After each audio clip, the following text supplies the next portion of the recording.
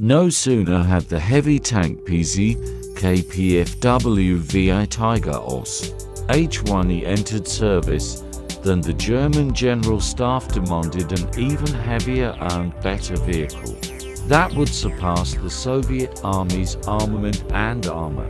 As before, Porsche and Henschel were asked to submit their designs with a mandatory rational slope of the armor plates and a long-barreled 88mm gun.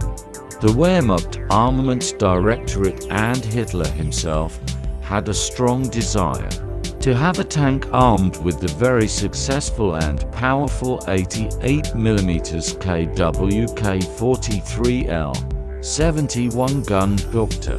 Porsche made calculations and found out that this gun could not be placed in the standard Tiger turret.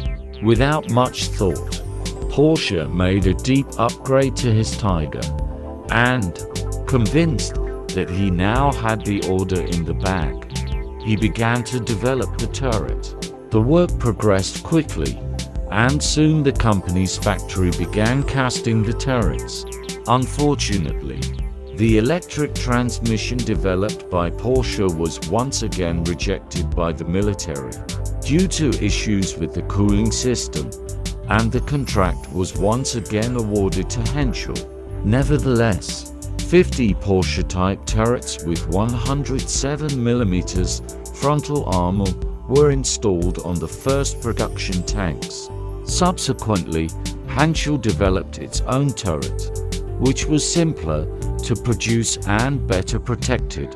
The thickness of its frontal armor was 180mm. The sides and rear wall were 80mm, and the roof was 40mm. The tank with the Henschel turret had a combat weight of 68 tons, while the tank with the Porsche turret had a combat weight of 67.5 tons. The technical specifications for the tank's design emphasized the need for collaboration with man to achieve maximum standardization of parts for use in the Panther II tanks, which, with the exception of 2 prototypes, never saw production. This circumstance was the main reason for the delay in mass production, which did not begin until December 1943. The Tiger II, also known as the King Tiger, was a massive and formidable combat vehicle, designed specifically to gain superiority on the battlefield. It could achieve this goal as long as the crew used its combat capabilities wisely. Of all the tanks built during World War II, it was the heaviest, most heavily armored, and best armed.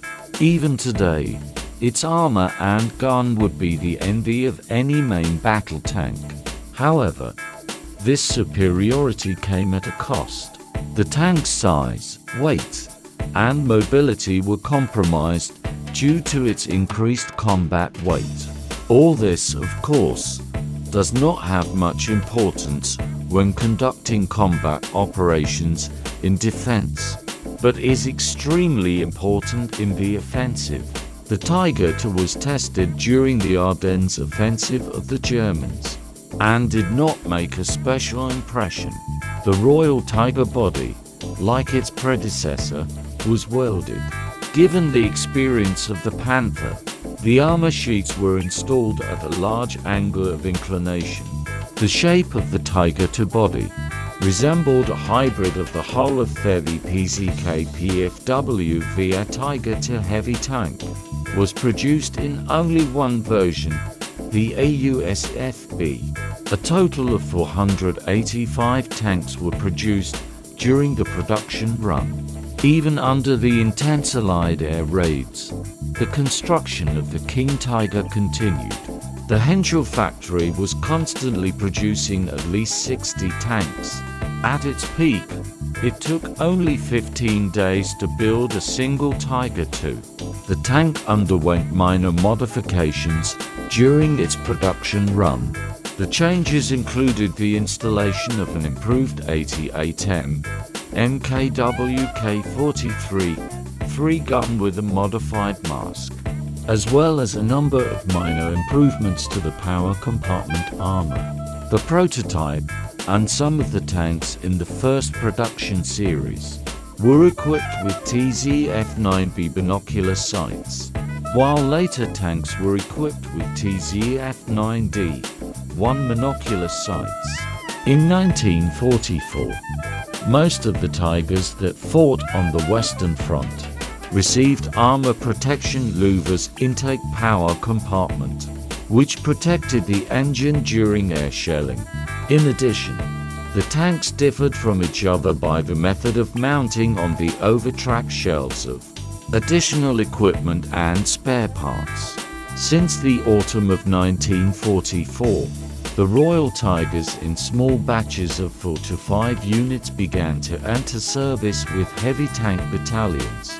Later, a project was created to equip the Royal Tiger with a 105mm R-68 gun, but it was never implemented due to the surrender.